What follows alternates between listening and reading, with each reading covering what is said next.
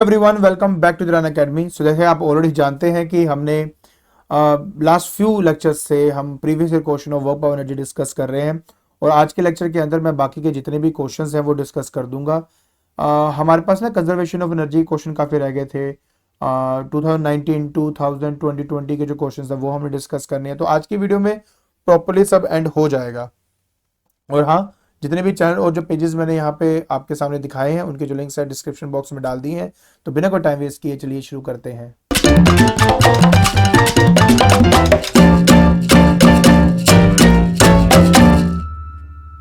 सो देखिए, अब हमने डिस्कस करना है the question answer related to the energy sources and the conservation of energy. तो सबसे पहला क्वेश्चन हम 1 मार्कर के पहले डिस्कस करेंगे। कहता है name the process used for producing electricity using nuclear energy. तो आंसर है इसका न्यूक्लियर फ्यूजन। इसमें एक हैवी न्यूक्लियर जो यूरेनियम का है उसके अंदर हम न्यूट्रॉन को मारते हैं, उससे वो लाइटर न्यूक्लियर बनता है, साथ में 3 न्यूट्रॉन बनाता है। ऐसा करते वक्त उसमें से काफी अमाउंट ऑफ एनर्जी निकलती है जिसका हम इस्तेमाल करते हैं इलेक्ट्रिसिटी को प्रोड्यूस करने के लिए। तो ये रहा इसका आंसर।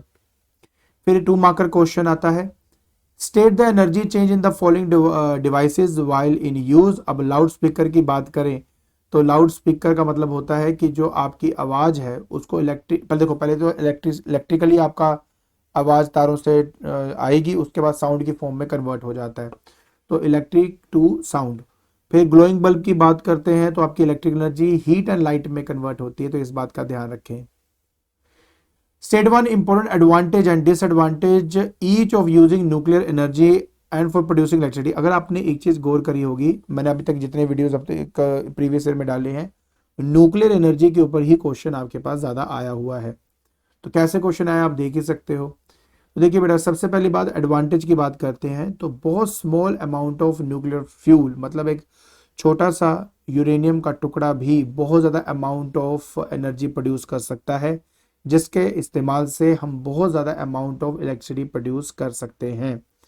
इसके डिसएडवांटेज की बात करें तो इसमें से हार्मफुल रेडिएशंस निकलने का खतरा होता है, क्योंकि वो बहुत ज़्यादा एनर्जेटिक होती है, हाईली पेनिट्रेटिंग नेचर की होती है, जो बायोलॉजिकल इफेक्ट डाल देता है वहां के काम करने वालों पे, अगर किसी वजह से अगर आपके ये जो रेडिएशन है लीक आउट हो जाए तो।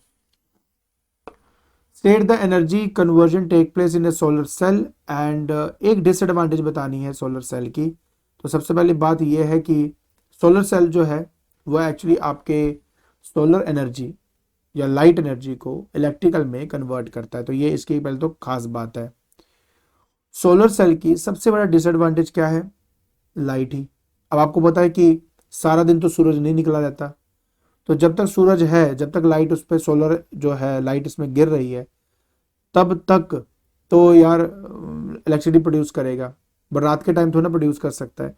तो एक कांस्टेंट सोर्स ऑफ एनर्जी चाहिए इस इलेक्ट्रिसिटी को प्रोड्यूस करने के लिए या इसके एडवांटेज को यूज करने के लिए। फिर नेक्स्ट आता है बेटा हमारे पास क्वेश्चन, कंजर्वेशन ऑफ एनर्जी के बेस पे है ये।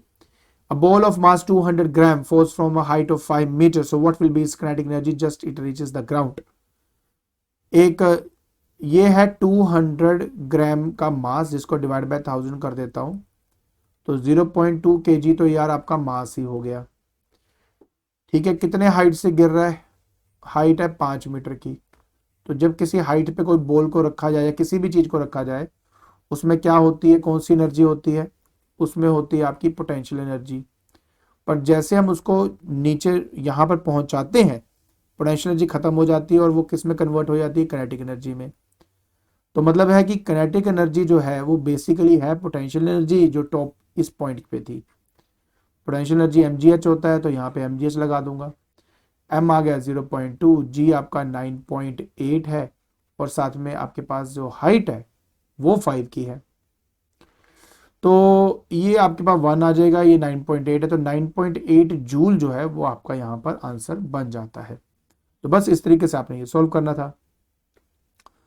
A spring is kept compressed by a small trolley of mass 0.5 kg lying on a smooth horizontal surface as shown in the figure. So when the trolley is released, it is found to move at a speed of 2 meters per second. So what potential energy does the spring possesses when compressed? यार आप भी जानते हो जब spring को compress किया गया तो इसके अंदर सिर्फ और सिर्फ पोटेंशियल एनर्जी थी, जैसे रिलीज करोगे यही पोटेंशियल एनर्जी आपकी इसके काइनेटिक एनर्जी में तब्दील हो जाती है। तो मतलब पोटेंशियल एनर्जी और कुछ नहीं है, जो आपकी काइनेटिक एनर्जी है, काइनेटिक एनर्जी का फॉर्मूला होता है हाफ एम वी का स्क्वायर। तो half into m 0.5 v square मतलब 2 का स्क्वायर। तो 1 जूल आपका बेटा यहाँ पे आंसर आ जाएगा। 4 है ना ये, तो जब इससे मल्टीप्लाई होगा तो 2 बनेगा, 2 से 2 कट जाएगा तो 1 आएगा आपका आंसर। ठीक है। State the energy change that take place in the following when they are in use of photovoltaic cell and electromagnet। देखिए ये आपको आंसर दिए हुए हैं, मैंने आपको पहले भी कहा था जिस टाइम ये पढ़ा रहा था कि कन्वर्जन के ऊपर क्वेश्चन काफी आपको आते हैं, तो इसलिए ये कन्वर्जन आपको आनी चाहिए। तो 8th है कि when an arrow is shot from a bow it has kinetic energy in it, explain briefly from where does it get its kinetic energy।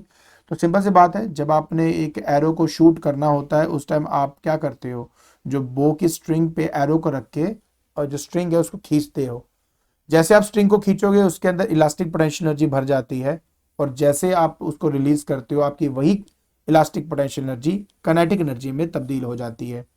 और वही बात आपको मैंने यहाँ पे लिख कर दी है, आप एक बार पढ़ लीजिए, आपको समझ में आ जाएगा। ध्यान कहते हैं what energy conversion take place in the, आप देख सकते हो कितनी बार एनर्जी कन्वर्जन के बेस पे क्वेश्चन आए हुए हैं आपके।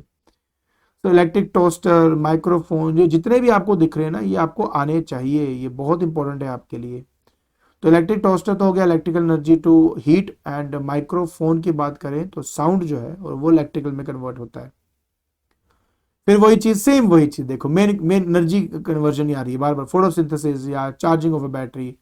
आंसर आपके सामने मैंने लिख दिया है, एक बार आप देख लीजिए, पढ़ लीजिए, आपको आंसर आ जाएगा। A ball of mass 0.20 kg is thrown vertically upward with an initial velocity of 20 metre पर second. Calculate the maximum potential energy gain as it goes up। देखिए एक बॉल को नीचे से ऊपर फेंका गया, एंड पहली बात तो मास जो है इसका है 0.20 kg। उस टाइम इसकी इनिशियल वेलोसिटी थी 20 मीटर पर सेकंड, तो मतलब सिर्फ और सिर्फ इसमें क्या है, काइनेटिक एनर्जी ही है। जब ये मैक्सिमम हाइट पे पहुंच जाएगा तब तो काइनेटिक एनर्जी जीरो हो जाती है, बिकॉज वेलोसिटी जीरो हो जाती है वहां पे। तो क्या बच जाता है, सिर्फ पोटेंशियल एनर्जी। तो ये पोटेंशियल एनर्जी आई कहां से, यही वो काइनेटिक एनर्जी है जो पोटेंशियल एनर्जी में कन्वर्ट हो गई। तो अगर इसके सॉल्यूशन की बात करें तो सबसे पहले आपको लिखना तो चाहिए according to conservation of energy, according to the conservation of energy.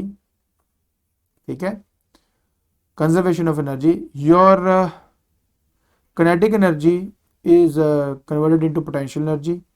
अब काइनेटिक एनर्जी क्या होता है आपका, half m v square is equal to potential energy. So half into m हो गया 0.20, वेलोसिटी 20 है तो 20 का स्क्वायर होगा 0.10 आ गया। ठीक है, तो 0.10 इंटू ये आपका आ गया बेटा 400। ठीक है, तो ये क्या आ गया आपका यहाँ पे 400 आपको मिल जाता है। अब बात रह जाती है कि इसकी कैलकुलेशन। ठीक है, अब देखो कई लोगों को ना बहुत ज़्यादा कंफ्यूजन मैंने बच्चों में देखा हुआ है कि सर ये जो आपका 0.10 आप यहाँ पे लिखे हो ये मेरा 1/10 है कि 1/100 है। तो मैं आपको एक बार क्लियर कर दूं प्लीज कि जब ऐसा हो जाए तो ये जो जीरो है इसको निगलेक्ट कर दिया करो, मतलब बेसिकली ये 0.1 ही है आपका, और जब आप इससे मल्टीप्लाई करते हो तो आपका आंसर 40 जूल आएगा। ठीक है, ना कि 4 आएगा। तो ये गलती कभी मत करना, इफ इट इज 0.20 kg तो मतलब समझ जाओ ये 0.2 आपको यहाँ पे दिया हुआ है, ये बात आप समझ लेना। तो 1/10 करके जब आप करेंगे तो आपका आंसर ये आ जाएगा। क्लियर जी, आगे देखते हैं। अब हम बात करेंगे बेटा 3 मार्कर के क्वेश्चन की। अब 3 मार्कर के क्वेश्चन कहता है कि यार draw a diagram to show the energy change in an oscillating simple pendulum. ठीक है, एंड उसके अंदर आपने इंडिकेट करना है how the total mechanical energy in it retain constant during the oscillation. यार हमने इसके बारे में बहुत अच्छे से डिटेल में स्टडी किया हुआ है कि ये देखो ये हमारा पेंडुलम है, अब इस पेंडुलम के अंदर इनिशियली मान लो बी पॉइंट पे है, तो यहाँ पे रेस्ट होने की वजह से काइनेटिक एनर्जी आपकी जीरो हो जाएगी, बट हाइट होने की वजह से mgh होगा। जैसे मैं यहाँ से रिलीज करूंगा तो यहाँ पर पोटेंशियल एनर्जी जीरो, क्योंकि हाइट जीरो, बट वही आपकी पोटेंशियल एनर्जी काइनेटिक एनर्जी में कन्वर्ट हो जाती है, इसलिए mgh। और अगर मैं सी पॉइंट की बात करूं फिर kinetic energy zero, potential energy. अगर आप इन दोनों का सम करते जाओ तीनों पॉइंट पे, तो क्या नजर आ रहा है कि मैकेनिकल एनर्जी तीनों पॉइंट पे क्या है, कांस्टेंट है। और यही चीज हमें करना था। फिर state the law of conservation energy, तो energy can neither be created not be destroyed, it can be transfer from one form to another form, यही इसका आंसर है। तो आपके सामने आंसर लिख दिया है। फिर आता है बेटा truck driver start of his loading loaded truck. तो what are the major energy changes, फिर से एनर्जी चेंज की बात आ गई। जो पेट्रोल है उसमें केमिकल एनर्जी होती है, इस बात का ध्यान रखना। इसलिए जो केमिकल एनर्जी है आपके पेट्रोल की या डीजल की, वो कन्वर्ट होती है मैकेनिकल एनर्जी के अंदर। या तो आप काइनेटिक एनर्जी लिख दो या मैकेनिकल एनर्जी, बात एक ही है आपका। अब हम बात करेंगे 4 मार्कर क्वेश्चन की। कहता है कि a body of mass m is allowed to fall freely from point A as shown in the figure and calculate the mechanical energy. Mechanical energy होती है टोटल एनर्जी, ठीक है। A B and C point के state the law which is verified by, देखो simple सी बात है यार। ए पहले तो देखो टोटल हाइट जो है ना इसकी वो x प्लस वाई है, यहाँ पे जो h है वो x प्लस वाई है आपका पूरा। इसलिए अगर ए पॉइंट की मैकेनिकल एनर्जी आप निकालोगे तो मैकेनिकल एनर्जी क्या होता है बेटा, kinetic energy plus potential energy होता है। तो टॉप पॉइंट पे काइनेटिक एनर्जी तो कुछ होता नहीं है, सिर्फ ये होता है mgh, h यहाँ पे x प्लस वाई है। तो मेरे कहने का मतलब है कि ए पॉइंट पर अगर आप मैकेनिकल एनर्जी निकाल रहे हो तो वो आएगा mg x प्लस वाई। और कंजर्वेशन ऑफ एनर्जी के हिसाब से हर पॉइंट पे मैकेनिकल एनर्जी सेम होती है। मतलब ये कि अगर बी पॉइंट पर भी अगर आप फाइंड करते हो तो भी आपका mg x plus why he आप लेंगे। अगर आप सी पॉइंट पे फाइंड करते हो मैकेनिकल एनर्जी सी पॉइंट पे, तो भी आपका mg x plus why he आपका आएगा। तो अगर कोई बोलता है कि स्टेट द लॉ बताइए जिसके बेसिस पे आप ये बात करें, तो मैंने बताया ना conservation of energy, conservation of energy, तो इसके बेसिस पे आप ये वाली बात कर रहे हो। क्लियर जी, आगे देखिए। फिर ये हमारा फाइनली मतलब जो कहते नहीं होते 2018 तक के एक तरह से जितने भी क्वेश्चंस है वो हमारा आया था। फाइनल है बेटा, बहुत जल्दी अब आपने इसको बस सॉल्व करना है और कुछ भी नहीं है। कहता है स्टोन ऑफ मास आपको दिया हुआ है 64 gram is thrown vertically upward from the ground with its initial speed of 20 meter per second. The gravitational potential energy at the ground level is considered to be zero. Apply the conservation energy and calculate the potential energy at the maximum height. यार अभी तो बताया आपको, basically आपकी जो potential energy है वो कुछ नहीं है, वो काइनेटिक एनर्जी है जो ग्राउंड स्टेट में था। तो मैं हाफ एम वी स्क्वायर करूंगा तो यहाँ पे हाफ इंटू एम आ जाएगा 64 डिवाइड बाय 1000, क्योंकि केजी में कन्वर्ट करना जरूरी है, और 20 का स्क्वायर। सॉल्व करेंगे तो 12.8 जूल आपको यहां पे आंसर मिल जाता है। Using the same principle state what will be the total energy of the body at its half way point. देखो एक बात आपको मैं बहुत अच्छे से क्लियर कर दूं, जो मैकेनिकल एनर्जी ए पॉइंट पे होती है और जो मैकेनिकल एनर्जी बी पॉइंट पे होती है वो दोनों सेम है, ठीक है, क्योंकि मैकेनिकल एनर्जी कांस्टेंट है तो थ्रू आउट हर एक पॉइंट पर एक जैसा रहेगा। तो यहां पर जो टोटल एनर्जी है वो हमारी है 12.8। जब फेंका था तब भी 12.8 ही था, तो मिडवेयर कहीं पे भी आप पता कर लीजिए तो उसका आंसर भी क्या आएगा, 12.8 जूल ही आएगा। तो आपने क्या बोलना है, आपने बोलना है according to the conservation of energy since mechanical energy is constant it is same at each and every point, so therefore the answer will be 12.8 joule. और इस तरीके से आपने इसका आंसर देना है। बहुत सिंपल है, आई होप आपको समझ में आ गया होगा। चलिए अब इसके बाद हमारे पास 2019 के अंदर जो क्वेश्चंस आए हैं उनको डिस्कस कर लेते हैं। Two body A and B have mass की रेशियो, ठीक है। तो देखिए पहले तो आप इसको में जो दिया है उसको देख लेते हैं। Mass of A divide by mass of B, ratio दिया भाई 5:1, तो लीजिए। एंड काइनेटिक एनर्जी का रेशियो दिया है 125:9, तो वेलोसिटी की रेशियो निकालनी है, बहुत आसान है। Kinetic energy of 1 divide by A कर देता हूं ना, ये इजी रहेगा। And kinetic energy of B, ये 125/9 आपको दिया है। काइनेटिक एनर्जी ऑफ ए का मतलब हो गया half M of A V of A square by half M of B V B square. 125 divided by 9 equal to half से half cancel, M A by M B 5/1 आपको दिया है, ये आ गया। ये 5 बेटा इससे कट जाएगा, ये 25 आ जाएगा। तो v A by v B will be the under the root of 25 divided by 9, that will be 5/3। तो देयरफॉर रेशियो हो गई आपकी 5:3। तो इस तरीके से बेटा आपने इसको सॉल्व करना था। फिर एक 2 मार्कर में आया, कहते हैं name the physical quantity which is measured in calorie. तो आंसर है बेटा हीट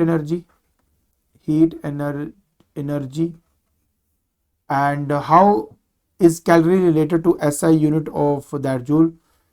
बट बेसिकली बस ये बात है कि वन जो कैलोरी होता है वो 4.2 जूल के बराबर होता है, ठीक है।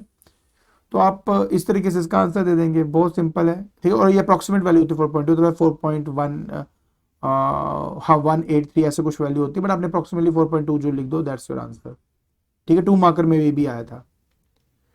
फिर आता है body of mass 10 kg is kept at a height of 5 metre is allowed to fall and reach the ground. पहला क्वेश्चन है कि what is the total mechanical energy possessed by the body at the height of 2 metre assuming it is a frictionless medium. पहली बात तो ये समझिए कि इसने पोटेंशियल एनर्जी नहीं बोली, इसने टोटल मैकेनिकल एनर्जी के बारे में पूछा है। एंड मैं आपको अच्छे से क्लियर कर दूं कि मैकेनिकल एनर्जी हमेशा होता है कांस्टेंट। अब बात को समझने की कोशिश करना, क्लियर हो जाएगा मैं क्या बोल रहा हूं। तो किसी हाइट से, जिसकी हाइट जो है यहां से 5 मीटर की हाइट है और जो बॉल है उसका मास है 10 kg का, इस पर्टिकुलर पॉइंट पे इसके पास सिर्फ और सिर्फ पोटेंशियल एनर्जी होगी और वही मैकेनिकल एनर्जी के बराबर है। So mechanical energy is equal to potential energy is equal to mgh। तो m मेरे को दिया है 10 का, g मुझे 10 दिया हुआ है, ये देखिए नीचे, और हाइट है 5 की, तो 500 जूल वो पोटेंशियल एनर्जी है ए पॉइंट की, मतलब टॉप मोस्ट पॉइंट की, और यही मैकेनिकल एनर्जी है। क्योंकि मैकेनिकल एनर्जी रिमेन कांस्टेंट, ठीक है, according to conservation of energy, according to the conservation of energy, therefore mechanical energy at 2 meter will be वही 500 जूल ही आपका आएगा। यहां गलती मत करना, कई लोग क्या करते हैं कि 2 जूल होने के 2 मीटर के चक्कर में ना mgh कर देते हैं और गलत आंसर निकाल देते हैं। ना, जो बोला है बस वही करना है।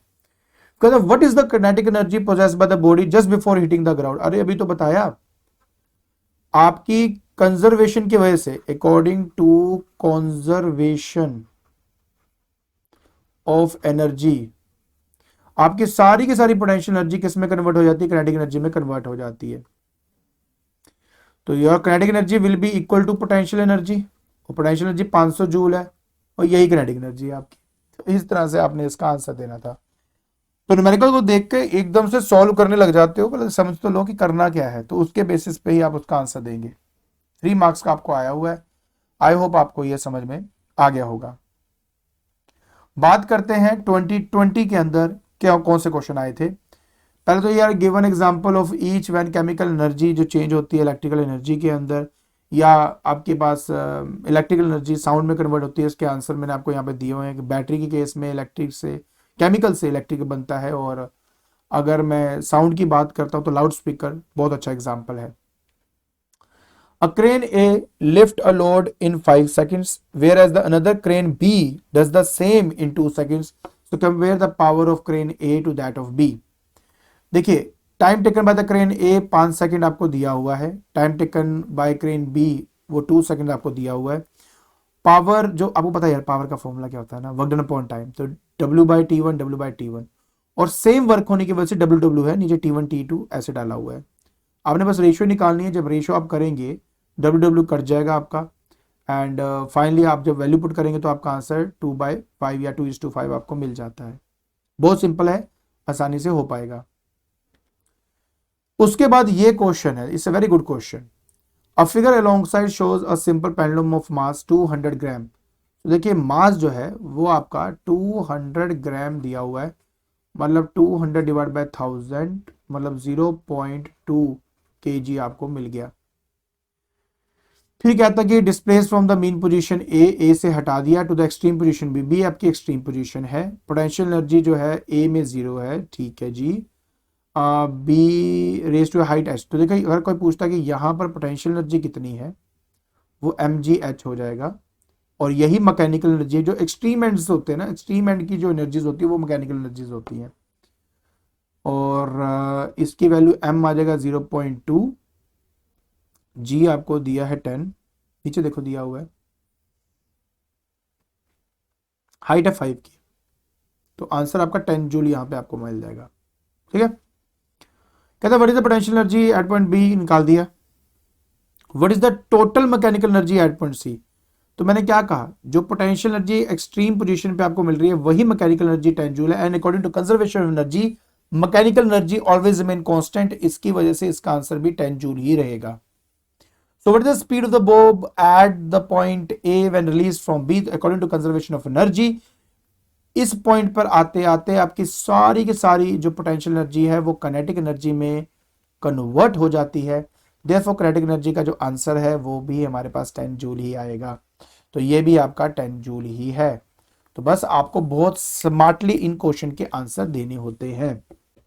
आई होप आपको अच्छी तरह समझ में आ गया होगा कि किस तरह से आपने इन क्वेश्चन के आंसर देने थे। ठीक है, तो finally work power and energy and conservation of energy के बेसिस पे जितने भी क्वेश्चन आंसर थे वो हमने डिस्कस कर लिए हैं। और अगर आपको ये वीडियो यूजफुल लगी, अगर आपको ये पसंद आ रही है वीडियो, तो please like it, share it and subscribe it. आज के लिए बस इतना ही। Thank you so much.